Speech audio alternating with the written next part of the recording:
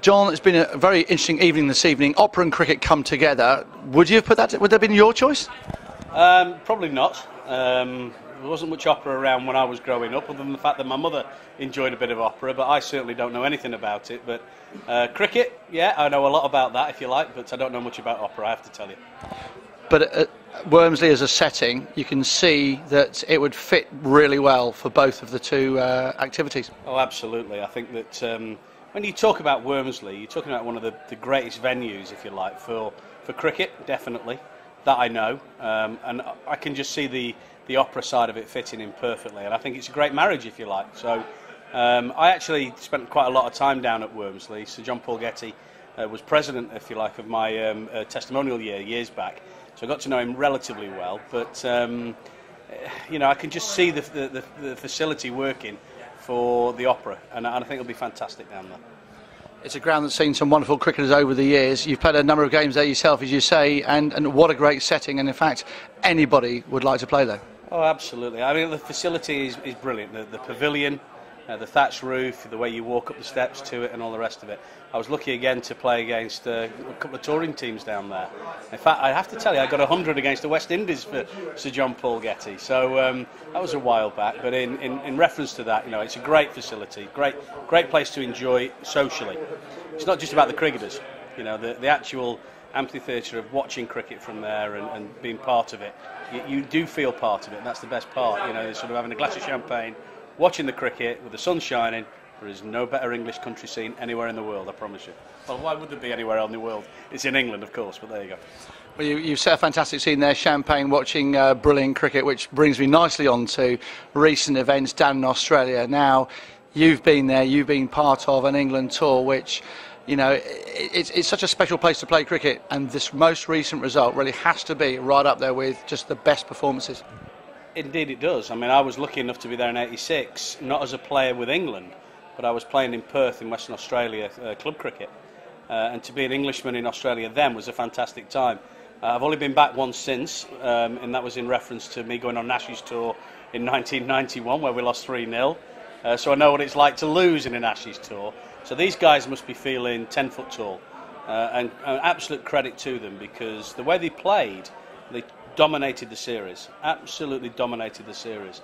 When they lost in Perth, it didn't matter. It was a blip. And they bounced back fantastically, and the result that they've ultimately gained, 3-1 win, was phenomenal. And I'm so proud to be an Englishman, if you like, thinking about our cricketers in Australia, because I know what it's like to tour there, and I know how tough it is. We've been on the end of hiding, if you like, for many, many years. 3 wins by more than an innings. It's quite extraordinary that England have performed, you know, that the gap has been so big. I actually said in an interview with, I think, one of the newspapers that England would win 2-0. So they've actually gone past it. You know, they've won the series by 2. I'm getting heckled even here. And you're not Australian. Correct. Not by an Australian either. I said we'd win 2-0. We've won the series by 2. I didn't think that they had the ability to bowl us out. But I thought we needed to have Cook play well. And I thought we needed to have Bell play well, because we expect the others to play well. You know, Cook was probably only a game away from being left out, and has played fantastically well. Great series for him. Got the confidence and set the tone of the England team, I felt, right the way through. And the way Bell's come on, I know he's batting in a position of 6 where it can be perceived as being easier, but second new ball normally comes around there, and he's just been a different class, and I think this kid can go on from strength to strength now. You've picked out a few names there, but as Team England goes forward, the Strauss and Flower partnership really has put their stamp on this, and potentially, you know, for years to come, it's been said that in the next time round only 2 will be missing, you know, which could be Collingwood and Strauss for the next Ashes, for the next era, if you like. Well, you build a dynasty, don't you? That's the thing what you do, and you know, these guys have got something to hold on to here, I think.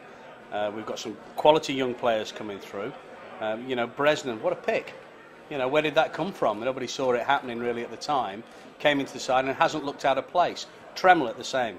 You know, we've got a little bit of a conveyor belt going here, as Australia had over that dominant period that they had. And it does go in cycles. And what we've got to learn from is the fact that what Australia did do, they lost all their great players at the same time.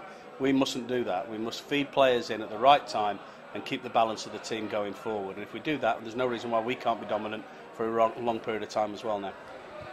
The dressing room is probably quite different from it was years ago. We've just heard this evening from Gladstone Small and David Graveney about how times have changed and the fun element.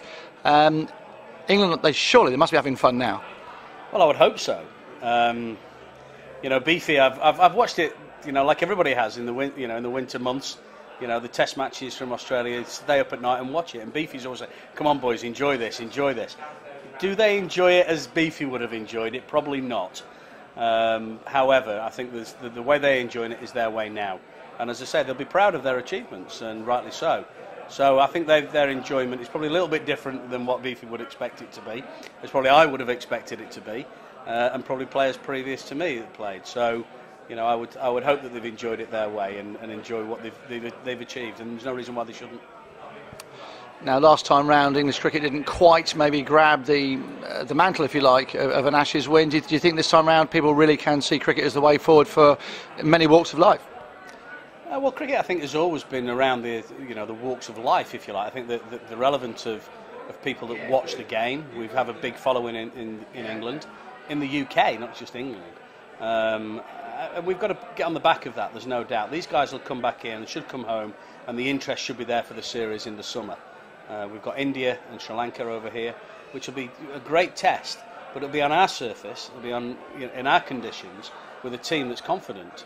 David Graveney mentioned tonight that within 12 months we could well be #1 in the world, and I wouldn't disagree with that, because I really do think we've got a really good outfit there that's there. You know, we've got depth in bowling, we've got depth in batting, and if you've got that, you can ease players in and out when you need to.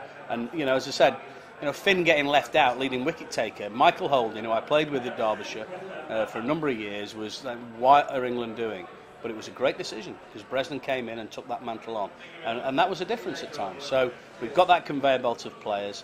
These guys should come back now, take the accolades that they're given, and the country get behind cricket in the UK, well, in the UK, in the British Isles. And if they do that, as I say, it should filter down right the way through the game that I'm involved in at county level, with Derbyshire, through the kids and everybody else, and get behind cricket again. Many celebrations, you know, champagne and all the rest of it. If England do get to #1 stage, will we see you in a biplane tipping the wings, maybe over Lords or over Derbyshire County Ground? No, I think you learn by mistakes, don't you, as they say. Don't make the same mistake twice.